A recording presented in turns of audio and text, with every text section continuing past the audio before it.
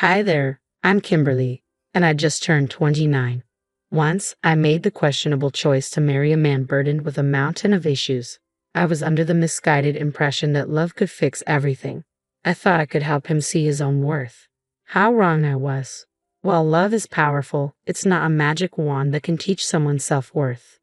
Let's call my ex Joseph. He was consumed by the need to please his parents, not just the usual desire to make them proud, but an all-encompassing obsession that dictated his every move. It was as if his self-esteem was entirely dependent on their approval. As for his parents, whom I'll refer to as Mr. and Mrs. Ellis for anonymity, they were classic disengaged parents. Their lack of involvement left Joseph yearning for their attention and validation, which was truly heartbreaking to witness. I soon realized I couldn't fill the emotional void they created. To make matters worse, Joseph had a terrible habit of draining our savings on extravagant gifts and vacations for them, expenses that were completely unnecessary. It felt like our money vanished directly into Mr. and Mrs. Ellis's pockets, amplifying my frustration. This reckless spending sparked constant arguments, leaving me feeling as though I was in a competition for Joseph's attention with his parents. It was exhausting and toxic for our marriage. Despite the chaos and ongoing disagreements, my feelings for Joseph remained steadfast. I hoped he would eventually break free from his parents' unrealistic expectations and find true happiness within himself. But it became painfully obvious that my love alone wasn't enough to pull him away from their harmful influence.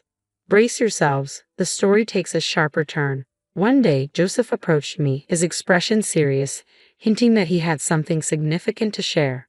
Given our tumultuous history, I prepared for another conflict, unaware of the bombshell that was about to drop. "Kimberly, there's something important I need to discuss," he began, setting a grave tone. "What's going on?" I asked, already bracing for impact. "It's about my parents. They're retiring soon, and I've been thinking of surprising them with a luxury vacation. It'll be a pretty penny," he said, a mix of excitement and apprehension in his voice. "That sounds lovely, but as long as it comes from your personal savings." "I don't want to dip into our joint savings again," I replied, hoping to sidestep another financial argument. "I don't have enough on my own. I was hoping to use some of our savings," Joseph admitted, looking hopeful yet anxious. "Joseph, if it's beyond what we can comfortably afford, maybe we should reconsider," I suggested gently, trying to ground him in reality. But he quickly lost his cool. "You just don't get it, Kimberly. I love my parents. I want to do something extraordinary for them." "Love isn't about counting every penny, it's about grand gestures," he argued passionately. I responded, "But love also means being there for each other and making sacrifices together, not at the expense of our financial stability. This trip might mean a lot to them, but we have to consider our future too." Joseph remained adamant. "I have to do this for them. I thought you of all people would understand. They're everything to me." "And you're everything to me, Joseph, but we need to be practical. We can't just deplete our savings for a single trip," I reasoned, hoping to find some common ground. He accused me of being selfish, unable to grasp the significance of his gesture. "It's not about being selfish, it's about being sensible and planning for what's ahead," I explained, curious about how much he intended to spend. When he mentioned needing all of it, my heart sank. "All of our savings? That's reckless," I exclaimed, shocked by the scale of his request. "You're being heartless," he shot back, convinced I didn't understand his desire to make his parents happy. "No, Joseph, I'm being realistic. We can't afford to give away $85,000 on a whim," I said, my patience wearing thin. His offhand mention of getting the money back later only deepened my frustration. "Really, Joseph? That's not how this works," I snapped, my sarcasm barely hiding my disbelief. It was clear we had reached an impasse, our differing views on love, responsibility, and financial security colliding more than ever. The argument escalated, our voices rising, and soon objects were flying across the room, shattering on impact as if punctuating our heated exchange. In the midst of this chaos, Joseph dropped a bombshell. "If you can't support me on this, I want a divorce." He probably expected me to panic, to desperately cling to the remnants of our marriage. Instead, I found a calm resolve within myself. "Okay, Joseph, if that's truly what you want." The shock on his face was unmistakable. He had anticipated tears, pleas for him to reconsider, but all he got was my unwavering stance. I was done indulging his fantasies. If he wanted to squander his future chasing shadows, he was free to do so without me. I didn't hold back my words. I laid everything on the table, making it clear that Joseph's endless quest for his parents' approval was as futile as trying to shield oneself from a storm with just an umbrella, an exercise in futility. He tried to counter my points, but a simple raise of my hand silenced him. I expressed my exhaustion from fighting for a love ensnared by unrealistic expectations and an unquenchable thirst for validation. Go ahead and spend your fortune chasing after those who hardly acknowledge you, I said, firm in my resolve to break the cycle of disappointment and empty promises. In that moment, the harsh truth hit him. The grim reality of our situation finally dawned on him. Our marriage had devolved into a battleground, and it was time to raise the white flag and seek peace on separate paths. A month has passed since the divorce was finalized, and I can honestly say the feeling of liberation is exhilarating. Gone are the days of grappling with endless disputes over finances or yearning for validation that was never ours to claim. Now, I breathe freely, unburdened by the weight of his doubts that once cast shadows over my days. The sun seems to shine a little brighter with each new morning. True, Joseph has made attempts to re-enter my life, cloaked in concern and questions about my well-being. But I see through his facade. There's no way I would fall for his ploys again. As the saying goes, fool me once, shame on you. Fool me twice, shame on me. I resolutely turned away from his efforts to reignite any spark that once existed between us. I realized I had invested too much in trying to fix someone who wasn't interested in changing. It was time to focus on my own growth and happiness. Rebuilding my life wasn't easy. Splitting our shared assets and adjusting to a new financial reality demanded patience and resilience. I had grown accustomed to a certain way of living, but adapting wasn't unfamiliar to me. I embraced the hard work required to reconstruct my life anew, discovering strength and independence I didn't know I had. I hadn't realized what was within me until I rekindled old friendships, dove back into hobbies I had set aside, and discovered new interests. The world suddenly felt vast and full of possibilities, and I was eager to make the most of this fresh start. Of course, there were moments filled with self-doubt and solitude, and adjusting to a new budget was a challenge. The wounds from my dissolved marriage didn't heal overnight. But with each passing day, I found solace in knowing I was no longer sacrificing my happiness for someone else's insecurities. The ease with which I moved forward felt like a sign that I had clung to a lost cause for far too long.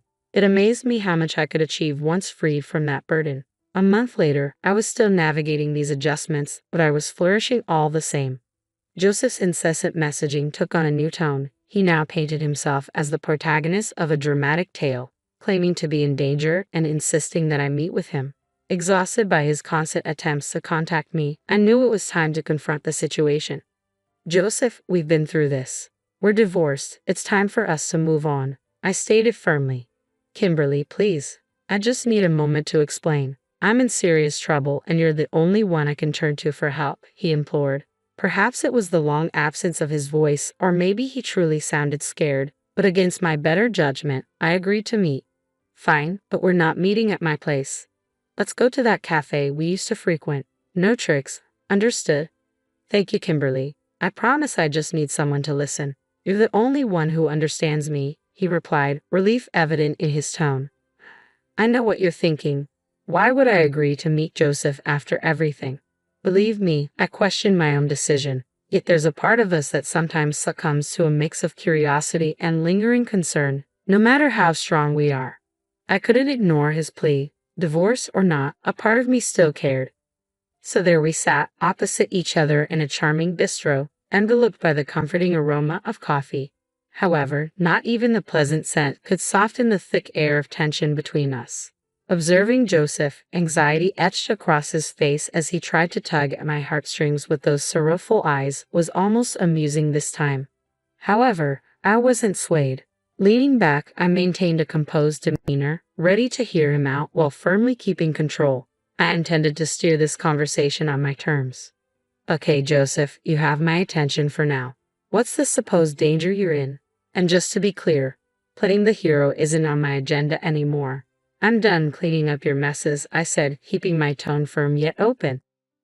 Joseph exhaled deeply, his face a mix of regret and desperation that was almost pitiful to witness. Still, I steeled myself against any emotional manipulation. I know I've made mistakes, Kimberly, but this situation is different. I've gotten involved with some seriously bad people. I owe them a lot of money, and they're not known for their patience, he confessed. I couldn't help but raise an eyebrow, skeptical of his dramatic tale. Really, Joseph? Dangerous people? Are we revisiting the story of your imaginary friends who always seem to attract trouble? My disbelief was hard to hide. His expression shifted to one of hurt and frustration, clearly hoping for a more sympathetic ear. No, Kimberly, this isn't made up. I'm in deep trouble, and coming to you was my last resort, he insisted, desperation lacing his voice. So let me guess, you spiraled after our divorce, and now you're in debt. Was it that trip you mentioned? I couldn't keep my voice down, drawing curious glances from other cafe patrons. I shot them an apologetic look, trying to regain my composure. I got caught up in something foolish, I admit, but now I'm in a mess that's bigger than I can handle alone, Joseph said, his gaze pleading. My frustration was close to boiling over. How could he waltz back into my life with yet another crisis? Yet beneath, I couldn't completely ignore the last shred of empathy I felt for him. How much do you owe? I asked, bracing myself. $45,000, he responded sheepishly. $45,000? Joseph, are you out of your mind? The cafe patrons turned their heads, their stares sharp as knives. This time, I didn't bother to apologize for my outburst. If they were in my shoes, hearing what I was hearing, they would likely react the same way. Kimberly, please, I'm begging you. I've got nowhere else to turn. I know I've made a mess of things, but you're the one person who really believed in me, Joseph pleaded, his eyes shining with a sincerity that reminded me of the man I once cared for. I once loved him, but those days were long gone. My priority now was self-preservation, even if it meant walking away from him. Don't pull at my heartstrings, Joseph. It's way too late for that, I said, struggling to comprehend the magnitude of his situation. At most, I need $112,000, but I owe $45,000, he replied, his voice a mix of disbelief and indignation. Overwhelmed, he began to cry, oblivious to the uncomfortable glances from others around us. Joseph, calm down. This isn't the place for a scene, I said, trying to grasp the full extent of his predicament. What's going to happen if you don't pay it back? They're threatening to hurt me, Kimberly. I'm not joking. This is really bad, he managed between sobs. I recognized the gravity of his situation and softened a bit. Okay, Joseph, start from the beginning. Tell me everything. He recounted his story, explaining how he had tried to finance an extravagant trip for his parents but had relied on a friend who ultimately let him down, leaving him trapped in significant debt. As he spoke, I felt a whirlwind of emotions, frustration at his recklessness and begrudging amusement at the irony of his predicament. So, you borrowed money from dangerous people to impress your parents who haven't even acknowledged your efforts? I asked incredulously. Joseph's face fell, tears streaking down his cheeks as he faced the bitter truth. It's true. Since that trip, it's like I don't exist to them, he admitted, remorse palpable in his voice. Despite everything, I couldn't help but feel a twinge of sympathy for him. This was a harsh dose of reality for Joseph, forcing him to confront the consequences of his decisions. Yes, I know the last thing you want to hear is I told you so, but you did bring this upon yourself. I warned you this wasn't a smart move. Worse yet, you chose to divorce me over it. And now look where you are. Sought their approval, invested everything into their wishes, only to be met with silence. It's a tough lesson, but it's one you needed to learn. My words were heavy with concern and resignation. This situation was a difficult reality for both of us. Joseph had pinned his self-worth on people who couldn't appreciate his sacrifices, and I had to accept that I couldn't shield him from his own choices any longer.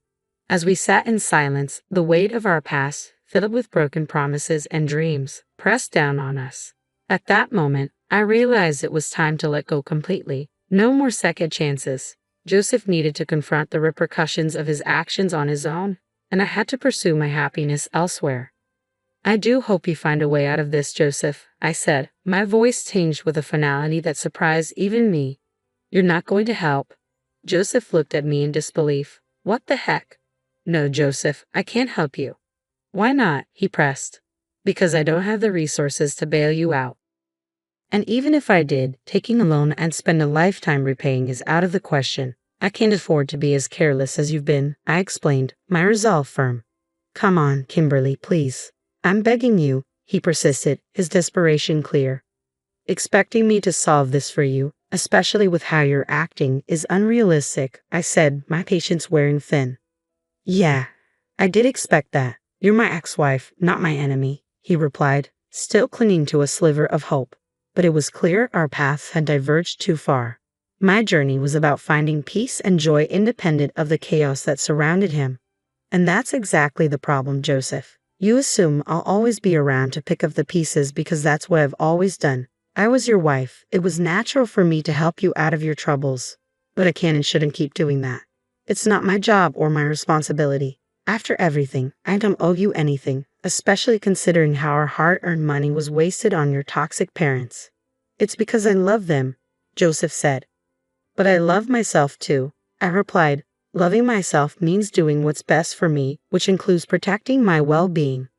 Joseph lowered his gaze, a sign of concession. He understood the assistance he sought wouldn't come from me. Since you seem to be out of options, I'll offer you one piece of advice. Move somewhere far away where they can't reach you. If that's not something you can manage, then I'm not sure what more you expect from me. He sat there silent, his demeanor shifting to irritation, seemingly upset by my firm stance on not rescuing him this time. It's time for us to go our separate ways, Joseph. I can't allow myself to be pulled back into the turmoil of your life. We both deserve to find our peace, I said, hoping you'd understand. If you wished me well, you'd help, he retorted. Goodbye, Joseph. I'm changing my number, I declared, standing up to leave. As I walked away, Joseph remained seated, his expression a complex mix of feelings. It was a difficult yet essential step for the sake of my happiness and self-respect.